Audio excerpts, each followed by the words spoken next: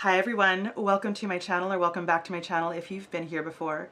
Please subscribe if you haven't yet already. It's a red button beneath me somewhere, and if you click on that you'll be subscribed.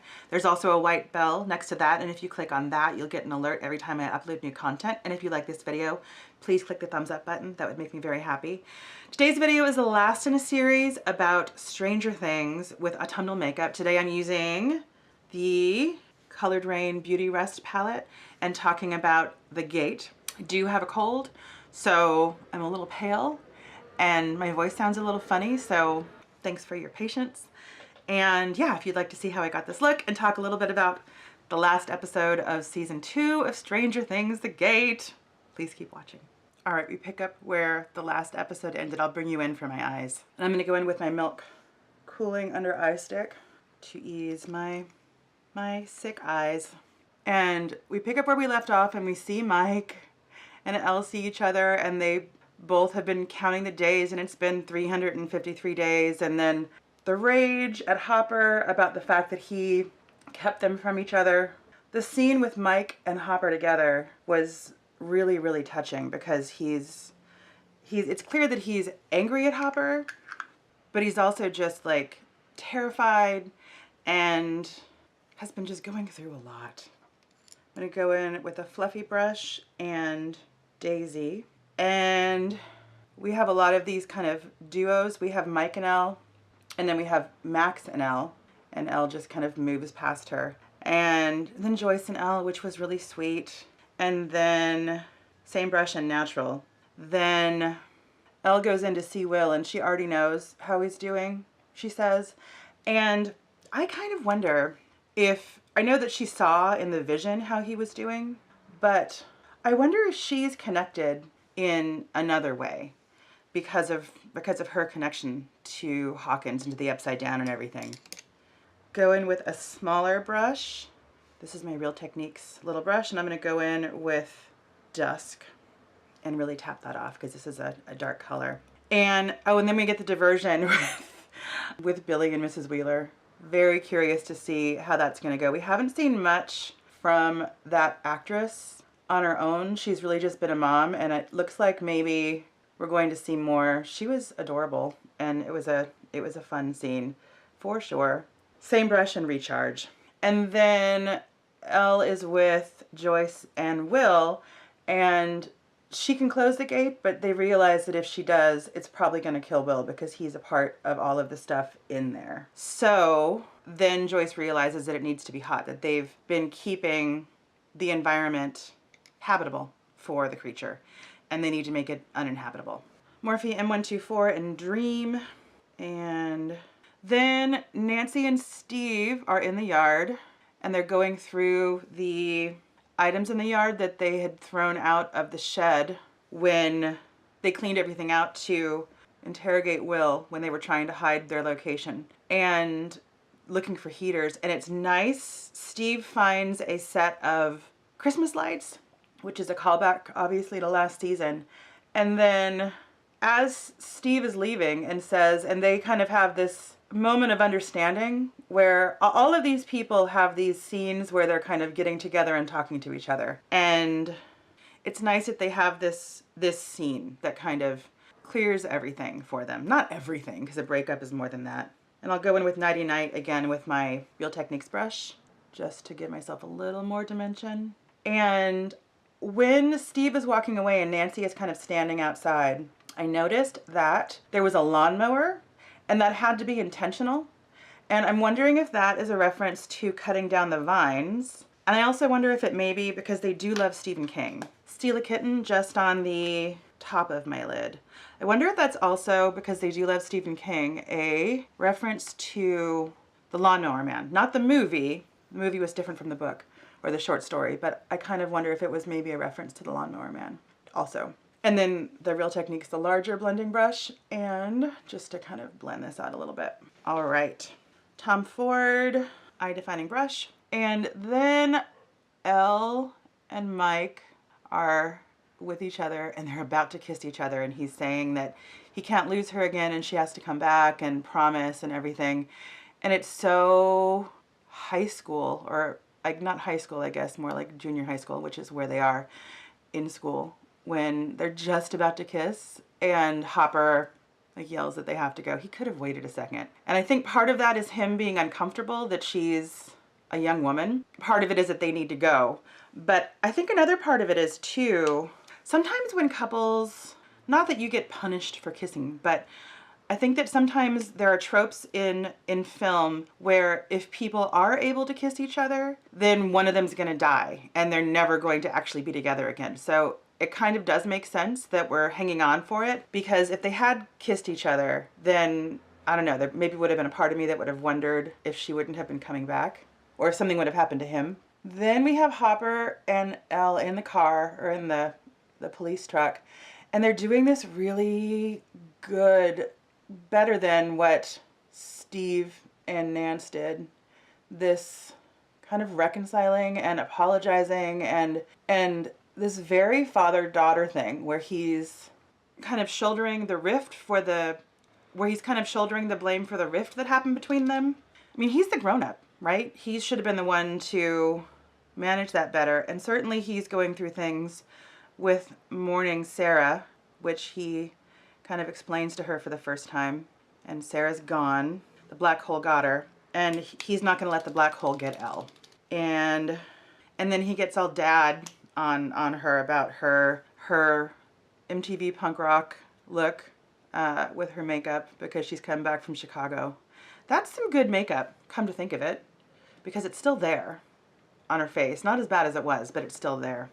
I wonder if they used like Aquanet to set everything on her face. And he doesn't hate it, which is very kind and also is smart, because the one way to drive a kid to do something that you don't want them to do is to tell them not to do it, right? I'm not a parent, but that was certainly how it was when I was a kid. The things my parents made not kind of a big deal were not as big of a deal for me as the ones that they were like, you can't do this. Back at the buyer's house, I'm not sure why Dustin wants to put the Demodog in the fridge.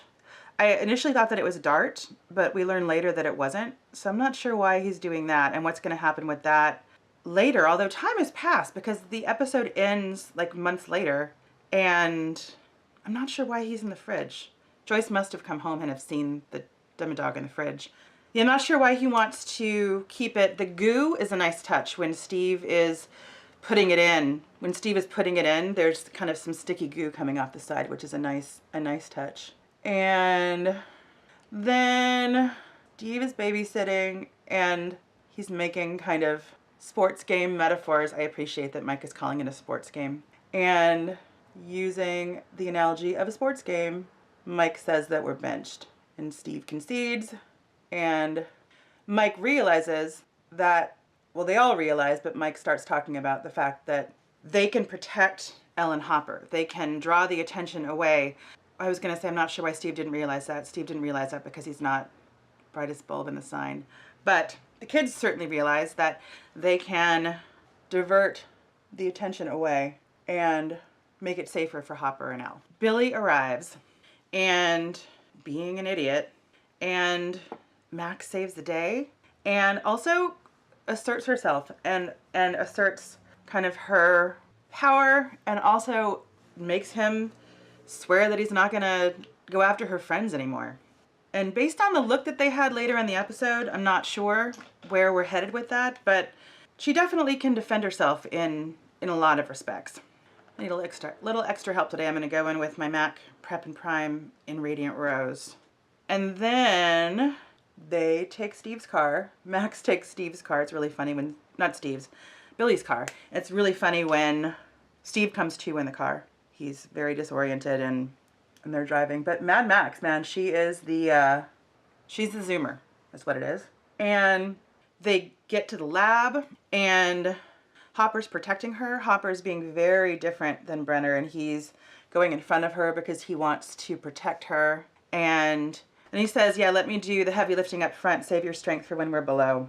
Then we are with Will, and we are warming up Will. And Joyce starts to have flashbacks about Bob, and she turns the heat on hotter. And Will is not happy. Well, Will is not there. I guess it's more the monster. And then the kids are at the Vines, and Steve is still saying that he needs to be the babysitter. And Dustin says, you can keep us safe, like go with us and keep us safe down there. Got a little friend right there. I'm gonna just go like that, and like that, and like that, and a little under my nose, and blending. So yeah, he ends up going down with them.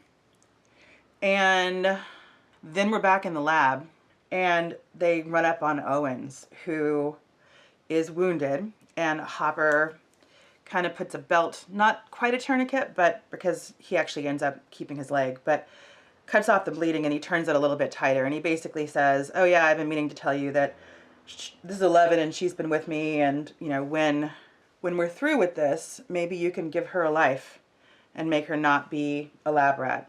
And basically prove all the things that you've been saying all along, which is that the people who did the damage to Barb are no longer here. You know, that it's a new order, and the people at Hawkins now are not the same as the people who did what they did before. And then we have a really interesting scene as they're moving in further. There's a lab in Hawkins, and I really appreciate this, in spite of the fact that I mean, seeing the Demogorgon or seeing the monsters is fine. I'm really a fan of things that you don't see, because those are often way scarier than the things that you actually do see. And that scene when Elle and Hopper are downstairs after they've left Owens and they're moving deeper in, and they hear sounds coming from the lab, and you just kind of see things around corners and in the dark, and just those flashes of what it is. Us filling in the blanks makes it way scarier than I think it actually could have been if they showed everything. And then we're back with Will, and they are going in heavy with Will, and it's a very like exorcism kind of thing, and not that exorcisms are real, but like how you see them portrayed on film. And when that's done, and when it's out of him, and when he's alive, when he comes to, Jonathan calls Hopper and says to close it. Calls him on the radio and says to close it.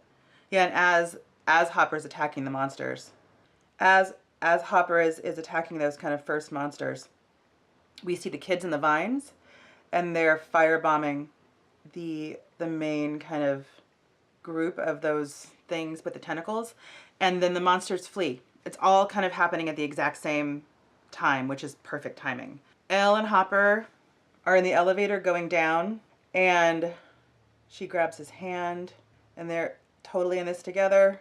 Father and daughter, father and surrogate daughter, and two heroes.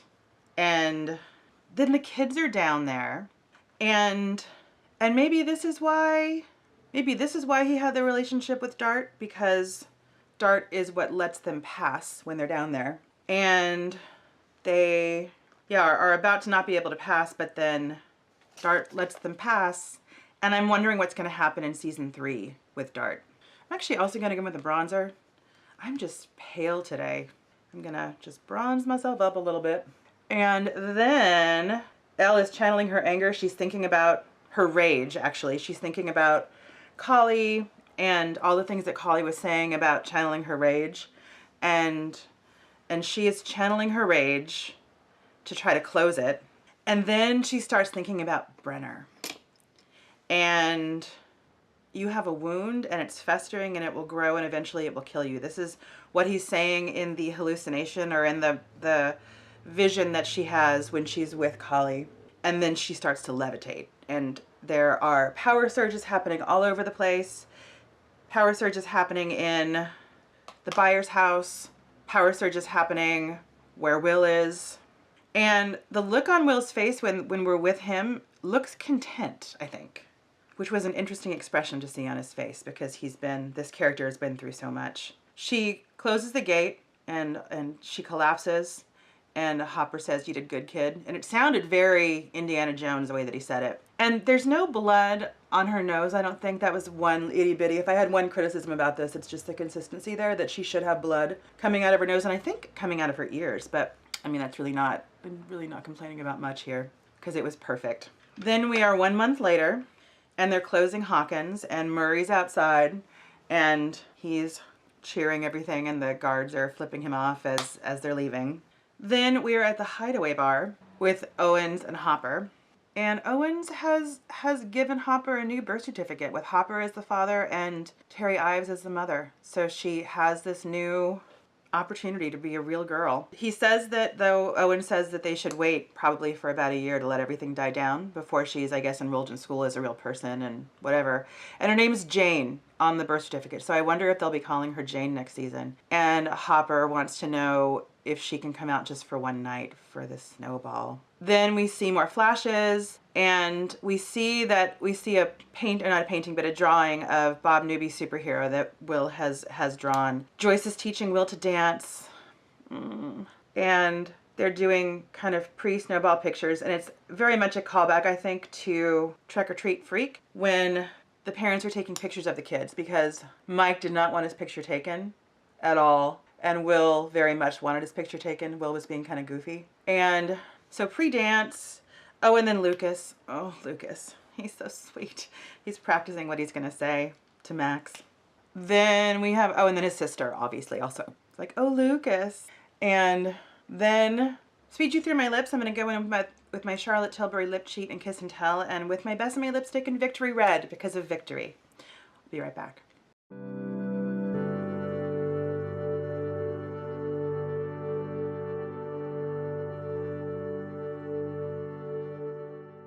There is new cat for Dustin. We see Max getting ready, her mom's getting her ready, and we see an exchange between her and Billy, which is interesting. I'm wondering where this is going to be headed next season. We see Dustin with the Ferris spray. I love the relationship between Dustin and Steve, too. Steve drives him to the dance. Love is a battlefield, which is accurate. Love is a battlefield, certainly for everyone, but for these kids. Lots of other callbacks. Callback to the, I think it's also Trick or Treat Freak, when Nancy got really drunk and like she's pouring punch at this dance, and a kid asks what's in it, and she says pure fuel. They're playing Twist of Fate by Olivia Newton-John, and there's a look that they have across from each other. Jonathan's the one taking the pictures.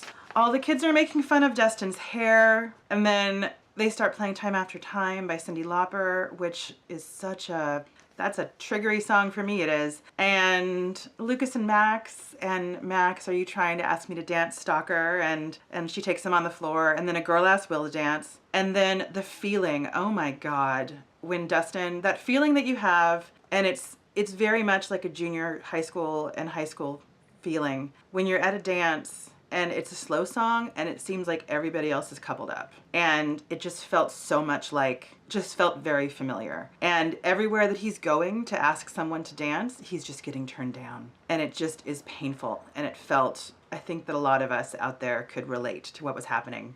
And he's very Ducky from Pretty in Pink, although that was from 1986 and this is in 1984. But it seems certainly like a reference to Ducky. With his shoes too. He's sitting on the bleachers crying, and then Nancy comes over and gets him and dances with him. And the song is longer than normal, like it kind of cycles through again and again. But she's dancing with him, and she says, girlsie's age, you know, just give me a few years. And then Hopper and Joyce are outside, and it's amazing what they're doing with the sound here, because it sounds like you can hear Time After Time, but it sounds like they're outside of a gym, which is exactly where they are, the way that it's echoing. And then Every Breath You Take, which I think some people think is kind of a romantic kind of song, but it's also about stalking. All the kids are dancing. Mike and Elle kiss. Max kisses Lucas, which is amazing. And then they're all kind of like snuggling in with each other. And then there's like a pullback and everyone's dancing and having fun at this dance. And then you can still hear the music and it's turning upside down, and it feels like I'll Be Watching You. Every Breath You Take, I'll Be Watching You. Is it called Every Breath You Take or I'll Be Watching You? I think it's called Every Breath You Take. That feels to me like they're being watched, that it's not just this kind of song that's being played. It feels like it's a hint of the things that are to come. Oh my gosh, I'm so excited. And I think that they've been renewed for a third season. I'm just incredibly excited. This was so good. It ended so perfectly. And I can't wait. I can't wait for more. So thank you so much for watching. I've really enjoyed doing this, and I hope that you've enjoyed watching this series. Take care, and I will see you again very soon. Bye.